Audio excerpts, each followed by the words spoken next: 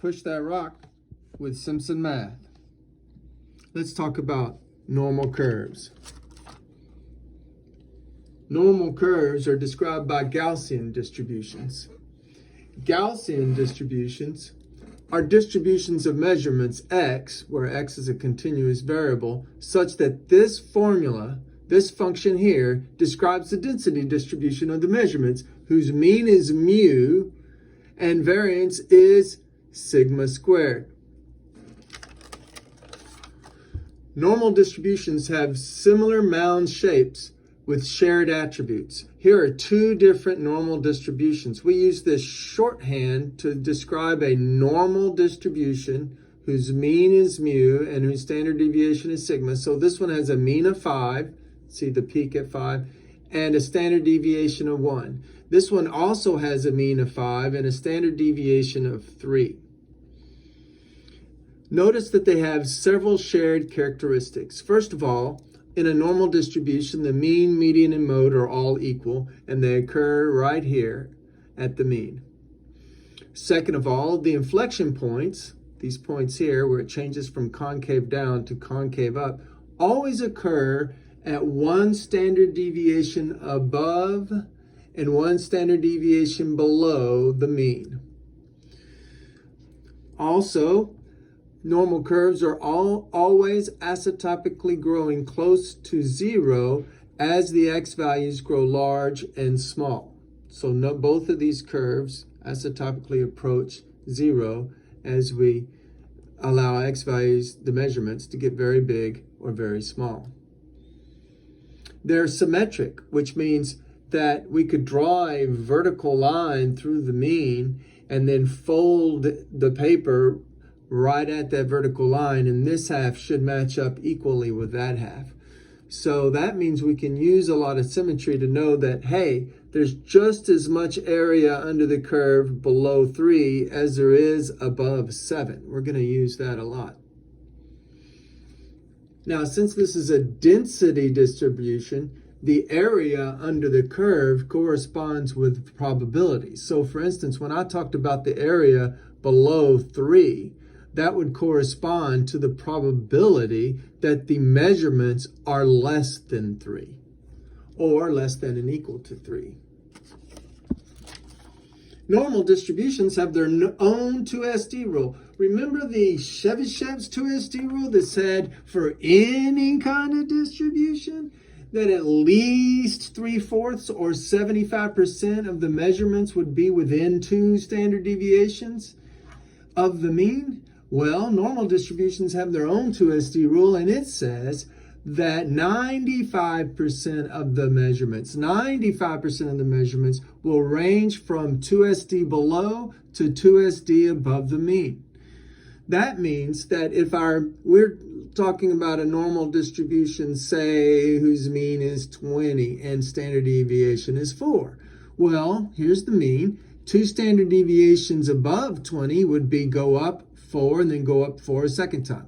There's one standard deviation up, one standard deviation, a second standard deviation up at 28. Let's go one standard deviation down, go down 4, then go down a second standard deviation, another 4, we're at 12.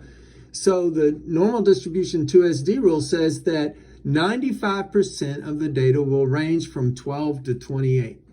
From 12 to 28 is 95% of the data. So it's highly likely that a measurement that's normally distributed will be within 2 standard deviations of the mean. Now, actually, and this is on the down low maybe, it's more precisely 1.6 standard deviations above and below.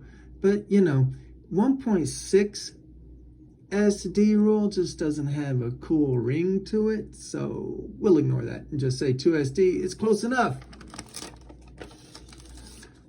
There's also a 1SD rule, 3SD rule, and we could keep going, but these are the commonly used ones. The 1SD rule says that 68% of the measurements range from 1SD below to 1SD above. The 3SD rule says that 99.7% of the measurements range from 3SD below to 3SD above.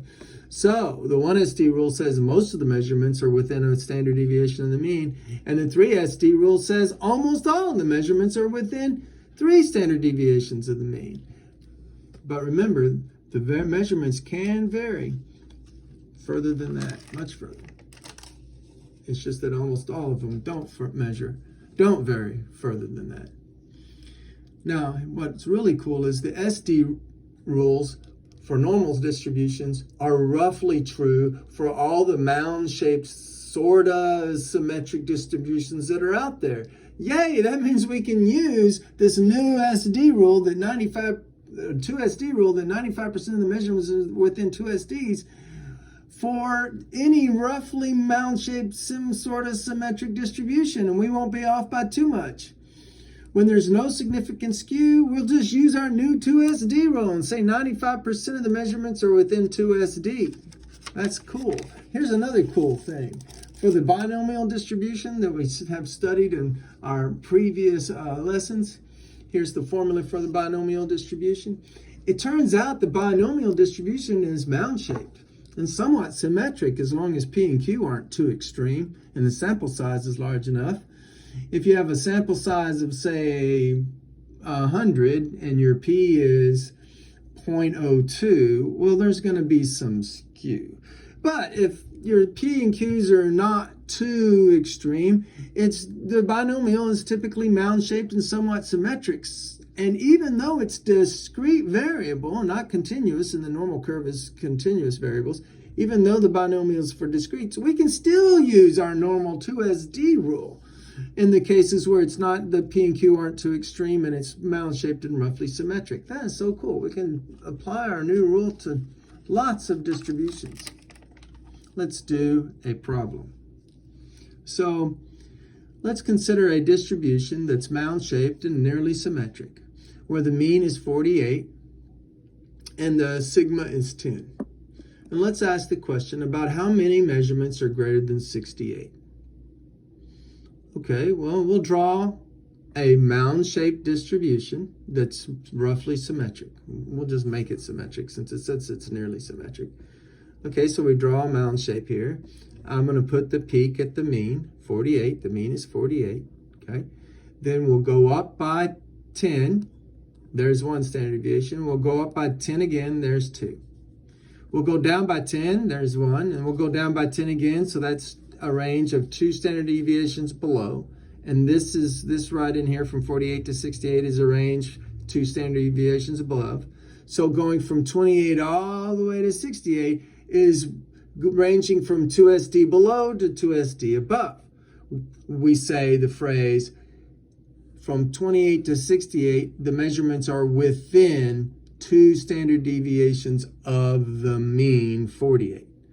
Now, our new rule says that 95% of the measurements are in that range, which is the same as saying 95% of the area under the curve from 28 to 68. So the total area under the curve, 95% of it's right in here in this where that color is shaded red. Okay, well then that leaves 5% of the remaining area in the tails. This tail over here, this lower tail, and this upper tail. Well, we're interested in the upper tail because we are asked about how many of the measurements are greater than 68. About how many are greater than 68 here?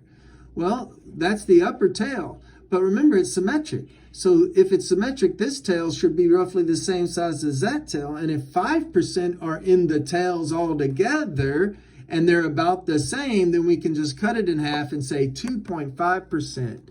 2.5% of the measurements will be above 68, just like 2.5% of the area will be in this upper tail that's above 68 but below the curve. So to answer the question, about 2.5% of the measurements will be greater than 68. That's how you use your new 2SD rule. Math made simple at Simpson Math.